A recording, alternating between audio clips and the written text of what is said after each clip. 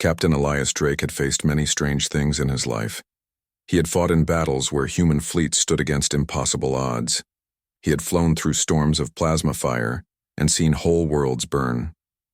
But nothing prepared him for the moment when the alien queen herself summoned him to her throne hall.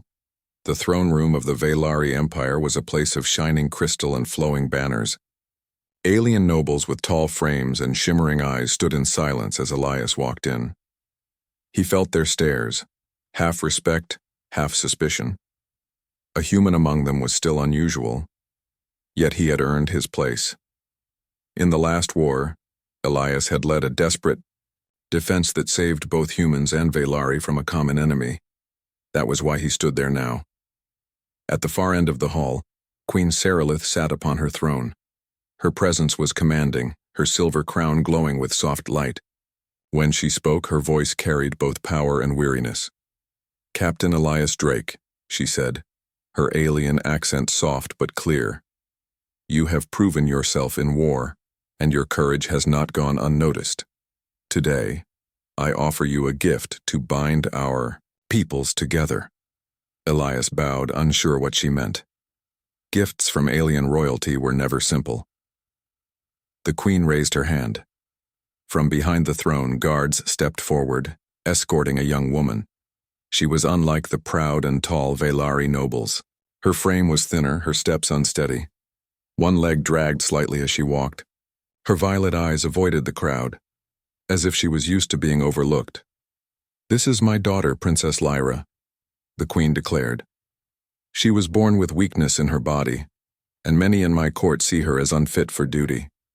Yet she carries my bloodline. I give her to you as a bride to honor our alliance." A heavy silence fell over the hall. Some nobles exchanged shocked glances. To them it was unthinkable that a human would be given a royal daughter, even a crippled one. Elias felt his heart pound. He looked at Lyra. She stood quietly, her hands folded, her expression calm but sad. She was not looking at him, but at the floor, as if she already knew what everyone thought of her, that she was a burden, not a gift. He could have refused. He could have bowed, thanked the queen, and left the girl to her fate. But something inside him would not allow it. He remembered the faces of young recruits he had trained, soldiers who had doubted themselves until he pushed them to believe they could be more. Lyra's eyes, though tired, held a hidden spark. Elias straightened and spoke. "Your Majesty, I accept your gift. But know this. I do not see her as a prize or a burden. I see her as a life worth protecting." A murmur spread through the nobles. Some scoffed, others whispered, but the queen's eyes narrowed with interest. She studied the human captain carefully, as though weighing his soul. "Very well," she said at last. "Then take her under your care. Treat her as you would treat one of your own. The bond between us will be tested by time, Captain Drake. Do not fail." Elias bowed again. "I will not fail." When the ceremony ended, he guided Lyra gently out of the hall. The nobles' whispers followed them like shadows, but Elias ignored them.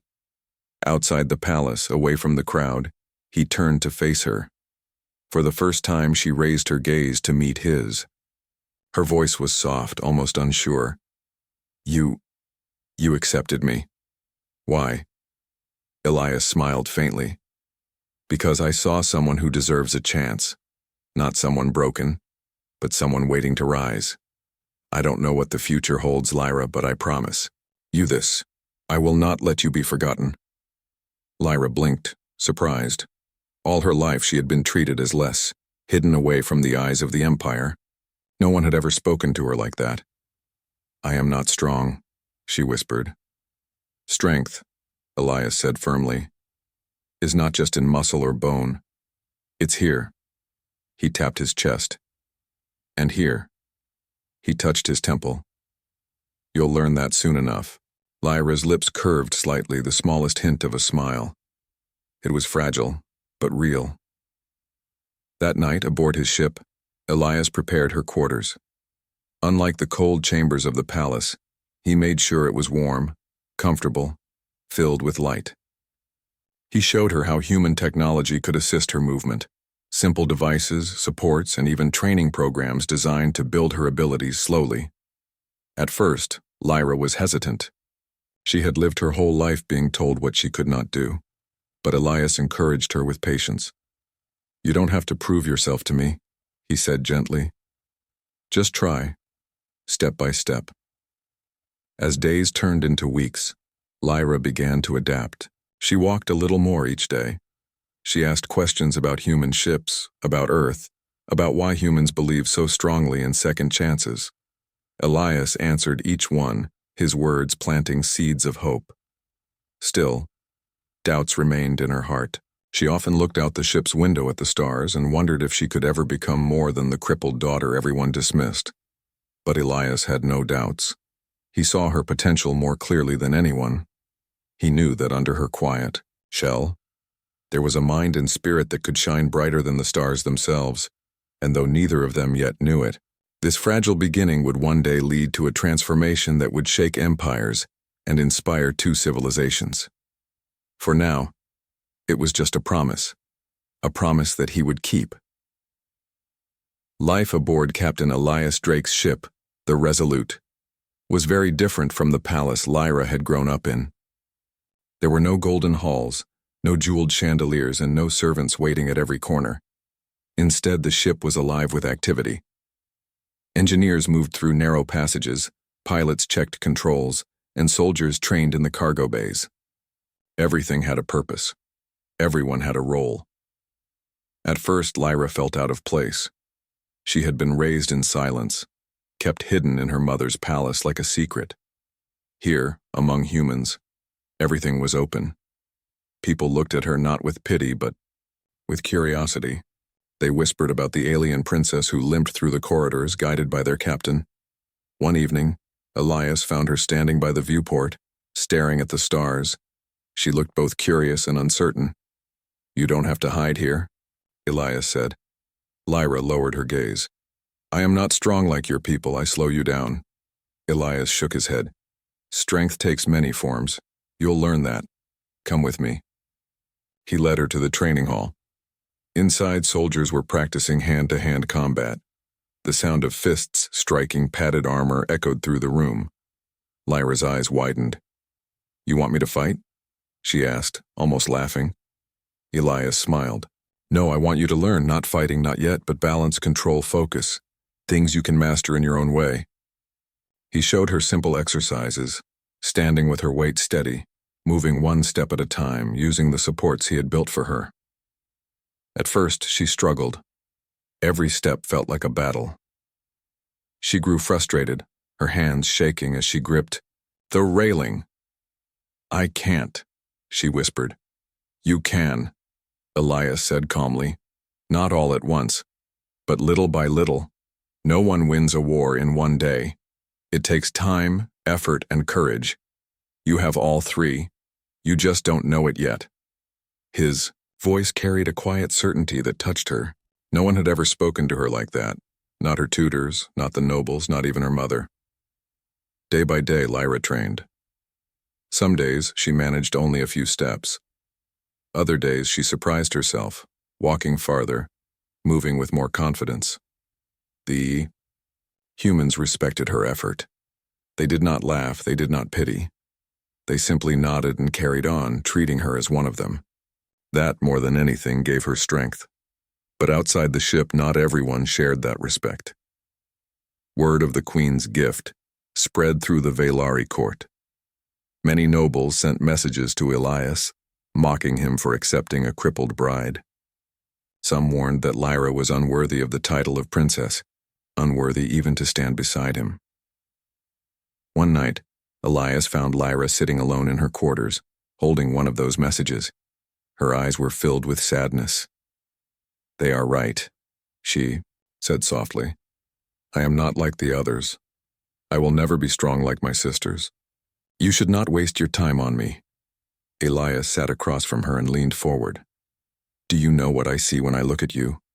I see someone who refuses to give up. That's strength. The kind most people never learn. Don't listen to their words. Listen to mine." Lyra looked at him, searching his eyes. She wanted to believe him, but years of doubt and shame weighed heavily on her. That was when something strange happened. As Elias spoke, the air around her shimmered faintly. A soft glow flickered in her violet eyes like a spark awakening. Elias noticed it immediately. "What was that?" he asked gently. Lyra blinked, confused. "What do you mean?" He explained what he had seen, and she admitted she had sometimes felt sensations. Voices at the edge of her mind, whispers of energy she could not explain. She had always ignored them, fearing they were signs of weakness or madness. Elias shook his head. "That's not weakness, that's power. You've been holding something inside you. Maybe it's time to find out what it really is." From that day, their training changed. In addition to walking and balance, Elias encouraged her to explore her strange abilities. At first, she could only sense emotions faintly, fear, anger, or hope around her. But soon she learned to sharpen that sense. She could predict when a soldier would move in training, feel the moment before a weapon discharged, even guide her own steps with unusual precision. For the first time in her life, Lyra felt a spark of pride. One afternoon, during a mock exercise, a training drone malfunctioned and fired live rounds across the hall. Soldiers ducked aimlessly to the grow. The days aboard the Resolute passed with a new rhythm. Lyra's training continued and her confidence grew, but Elias knew that strength only became real when tested. Practice inside a safe ship was one thing. Facing danger beyond its walls was another. That test came sooner than either of them expected. A distress call reached the ship. A convoy of both human and Velari freighters had been ambushed by raiders on the border of wild space. These raiders were no ordinary pirates. They were members of the Kragan Syndicate, a ruthless faction that preyed on weak systems and cared nothing for treaties. Elias stood on the bridge, listening to the desperate voices over the comms.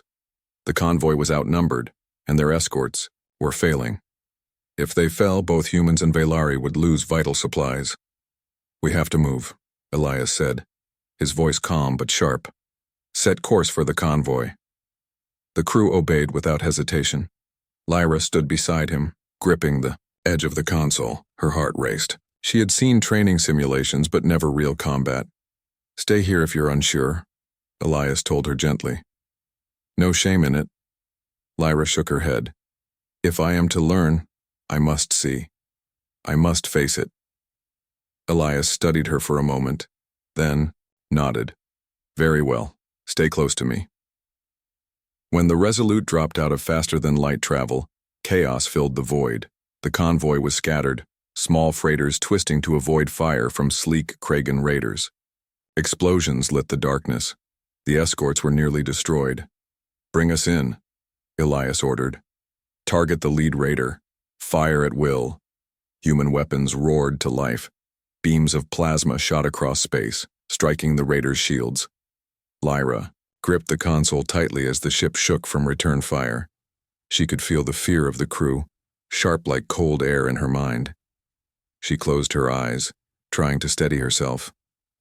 Remember what Elias said. Strength is in the heart and the mind. Elias guided the ship through the battle with calm precision. But more raiders were arriving. The odds were turning. One freighter, heavily damaged, drifted away from the group. A raider locked onto it, preparing to finish it off. Lyra gasped. "They'll die," she cried. Elias's hands moved across the controls, but he knew he couldn't reach the freighter in time. The raider was too close. Without thinking, Lyra stretched out her hand. Her eyes glowed faintly violet. The air around her shimmered, and suddenly she could feel the motion of the raider. The energy of its engines, the pull of its weapons charging. She focused with all her will, pushing against it, not with her body but with her mind. On the screen, the raider jerked violently off course. Its weapons misfired, spraying harmlessly into space. The freighter escaped. The crew gasped. Elias glanced at Lyra, his expression both proud and astonished. "You just saved them," he said. Lyra trembled, her breath quick. I didn't know I could." "You can," Elias said firmly. "And you will again." The battle raged on. Lyra stayed at Elias's side, using her senses to warn him before enemy ships fired, helping him anticipate maneuvers. Together, human skill and alien gift combined, turning the tide. But the Kragan Syndicate did not give up easily. Their largest ship, a heavy cruiser bristling with weapons, entered the fight. Its first barrage slammed into the convoy, crippling. Another escort. Elias tightened his jaw. That ship will destroy everything if we don't stop it. Lyra's heart pounded. She could feel the hunger and rage of the Kragan crew from across the void, like a storm pressing against her mind. Fear threatened to overwhelm her, but she remembered Elias's words. Strength is not just in muscle or bone. Tell me what to do, she whispered. Elias looked at her, saw the determination in her eyes, and nodded. I'll get us close. You focus on its weapons. Disrupt them, even for a moment. That's all I need. The Resolute dove toward the massive cruiser, weaving between blasts of plasma. The crew held their breath as alarms screamed. When they closed the distance, Elias shouted, Now, Lyra! She closed her eyes and reached out with her mind. The enemy cruiser was like a mountain of steel and fire, but within it she felt the humming of power cores, the rhythm of weapon systems charging. She focused all her will on them. Her body shook, her hands clenched. A scream almost tore from her throat as she forced her will against the systems. And then, the cruiser's weapons flickered and died. Now, Elias roared. The Resolute unleashed its full barrage. Plasma beams tore into the cruiser's unshielded hull. Explosions ripped across its surface. With one final strike, the massive ship broke apart, fire consuming it from within. The crew erupted in cheers. The raiders, leaderless and broken, scattered into the void. The convoy was safe. After the battle, silence filled the bridge. Everyone turned toward Lyra. Their eyes were not filled with pity now. They were filled with awe. Lyra lowered her trembling hands, her face pale, but her eyes shone with a light Elias had never seen before.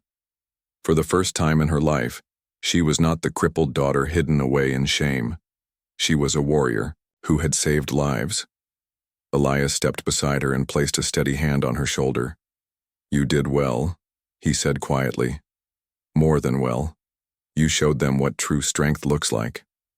Lyra's lips trembled, and then a small, radiant smile spread across her face. She looked out at the stars beyond the viewport.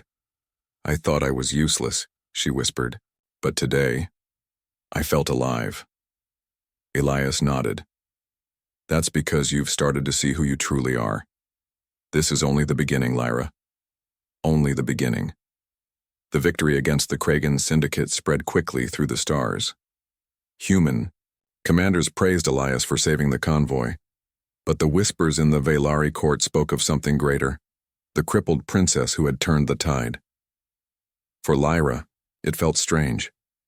She had been hidden most of her life, but now her name was carried on the voices of both human soldiers and alien nobles. Some called her a miracle, others called her a threat. On the Resolute, she continued her training, but questions grew in her mind. Where had her powers come from? Why had they remained hidden until now? One evening, as the ship orbited a quiet world, Elias found her sitting alone in the observatory. She was staring at the distant glow of a nebula, her face troubled. You're restless, Elias said. Lyra nodded. When I used my powers in battle, it felt natural, as if I had done it before. But I never trained for this. Why do I have such strength when I was born weak? Elias leaned against the wall. Sometimes weakness hides something greater. Maybe your body was fragile because your mind was carrying more power than most could handle. She turned to him, her eyes filled with determination. I need to know the truth, not just for me, but for what lies ahead. Their chance came sooner than expected. A message arrived from a Velari scholar, an old priest of the Crystal Temples. He had heard of Lyra's awakening and claimed to know the history behind such gifts. The priest requested to meet her at the ruins of an ancient temple on the planet Silora, a world once sacred to the Velari but long abandoned. Elias was cautious. It could be a trap. But Lyra insisted. If there is even a chance I can understand myself, I must go. Reluctantly, Elias agreed. The Resolute set course for Silora.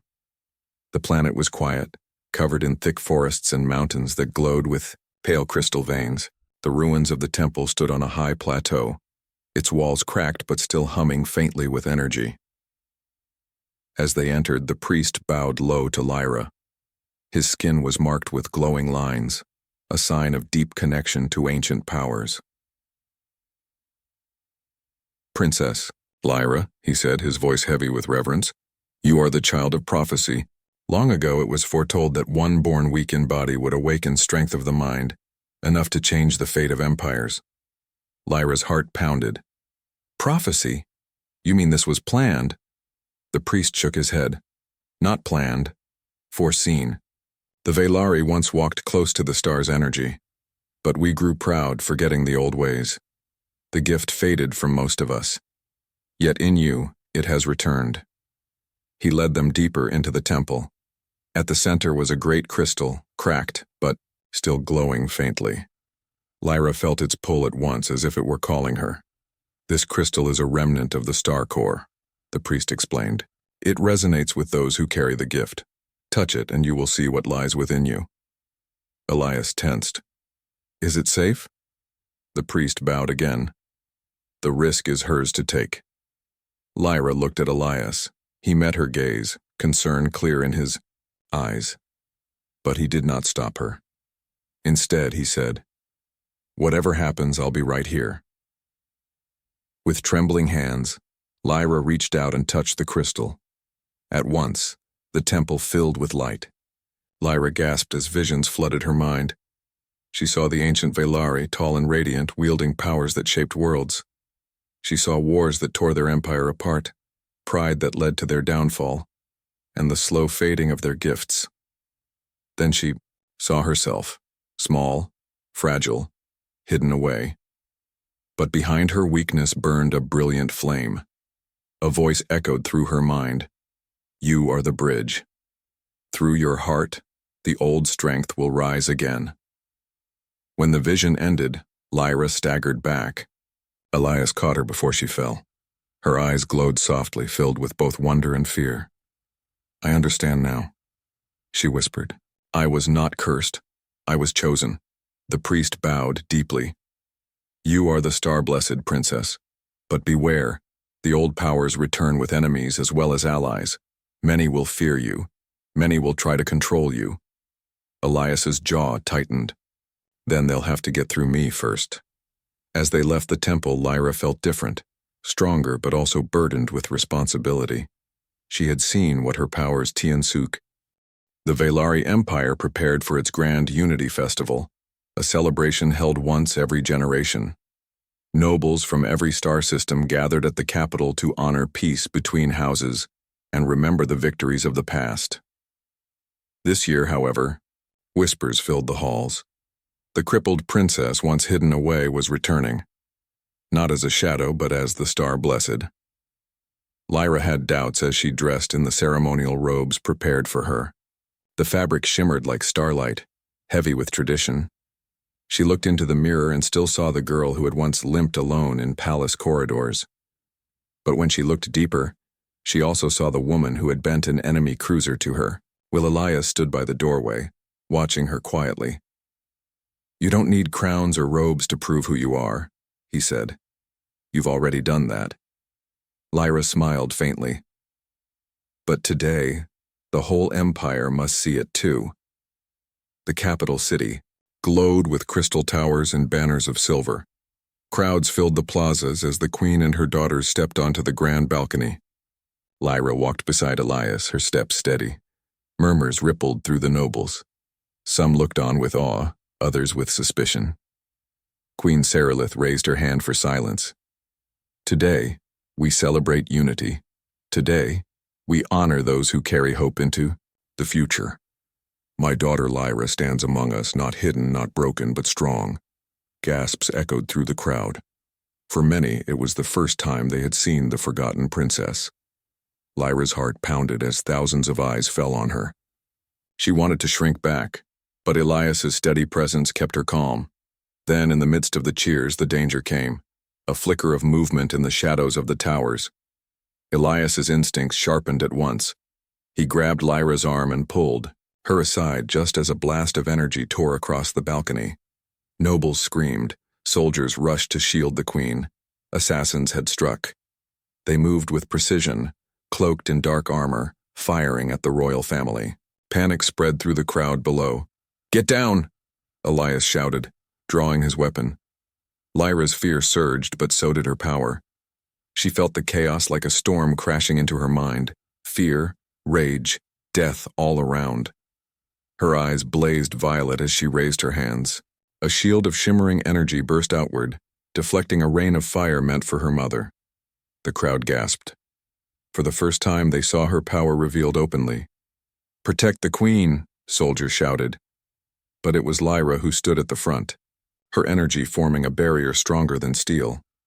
Elias fought at her side, precise and relentless, striking down attackers who slipped through, but more assassins poured in, leaping from the rooftops. The nobles panicked, scattering. Lyra's breath came fast, her body trembling under the strain. But she refused to break. For so long, she had been told she was weak.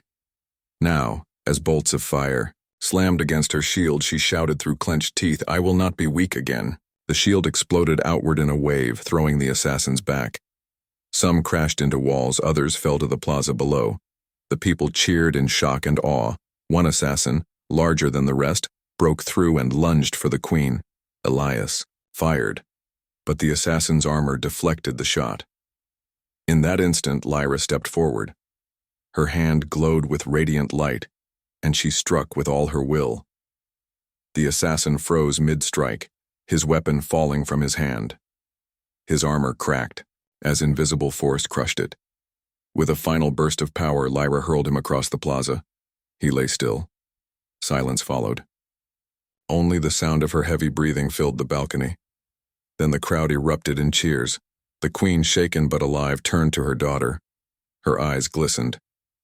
"Lyra, you saved me. You saved us all." Lyra's shield faded, her body weak from the effort, but she stood tall. For the first time in her life, she met her mother's gaze without lowering her eyes. "I am no longer the hidden daughter," she said softly. "I am Velari. I am your blood." The queen stepped forward and took her hand. Before the empire, she declared, "My daughter is not crippled. She is chosen. She is the strength of tomorrow." The plaza roared with approval. Humans and Velari alike shouted her name. Even the nobles who had doubted her were forced to bow their heads. Elias watched with quiet pride. He had seen her journey from fragile uncertainty to this moment of brilliance. She was no longer just a princess. She was becoming a leader. That night, as the city celebrated, Elias and Lyra stood on the palace balcony overlooking the lights. Fireworks streaked across the sky, reflecting in her violet eyes. "I thought today would break me," Lyra admitted, "but instead, I feel alive, more than ever before." Elias nodded. "Because today, you chose not to run. You chose to stand, and the Empire saw it." Lyra looked at him with gratitude. "You believed in me when no one else did. Without you, I would still be hidden in shadows." Elias shook his head. "No, Lyra. You were always meant to shine. I just helped you see it." She smiled, her heart light despite the weight of what had happened. For the first time, she felt not like a burden, not like a mistake, but like someone with a purpose. Yet in the shadows of the city, enemies still whispered. The nobles who had sent assassins had failed, but they would not stop. The rise of the Star-Blessed meant the fall of old powers, and those who clung to them would strike again. Lyra knew her journey was far from over, but now she no longer feared it. She was ready. The days after the festival changed everything. Across the Velari Empire, stories of the crippled princess who had saved her mother spread like wildfire. Some called her the Star-Blessed. Others whispered a new name, the Goddess of Light. Lyra herself did not feel like a goddess. She still walked with care, her body carrying its old weakness. But when she closed her eyes, she could feel the flow of energy around her, bright and alive. She was no longer afraid of it. Elias stayed, close to her, ever watchful. He knew victory at the festival was only one battle. Enemies still moved in the shadows, but he also knew the tide was shifting.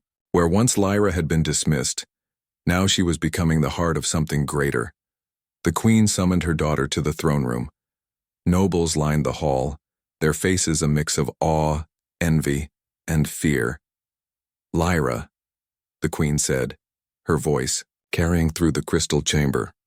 "You have shown strength beyond measure. You saved not only my life but the honor of our people. From this day you will stand not as the hidden daughter, but as a leader of the Velari." Gasps filled the hall. Some nobles bowed, others clenched their jaws.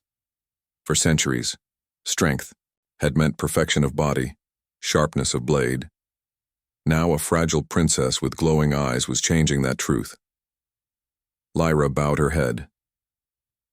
"I accept, Mother, but I do not wish to rule with fear or tradition. I will rule with hope. If the empire is to survive, it must change." Her words rippled through the chamber like thunder. Elias watched proudly as nobles exchanged uncertain looks. Lyra had not only gained respect, she was now shaping the very future of her people. Change came quickly. Lyra worked with humans and Velari alike, creating programs where technology aided those once considered weak. Soldiers with injuries, workers with disabilities, and children born fragile were given tools to rise again. Elias often stood by her side during these efforts. He watched as she spoke to crowds, her voice steady, her violet eyes glowing with quiet fire. Once, she would have hidden in silence. Now she carried the attention of thousands with ease. "Strength is not perfection," she told them. "Strength is rising when you fall. Strength is believing when all others doubt. Together, humans and Velari will build a future where no one is forgotten."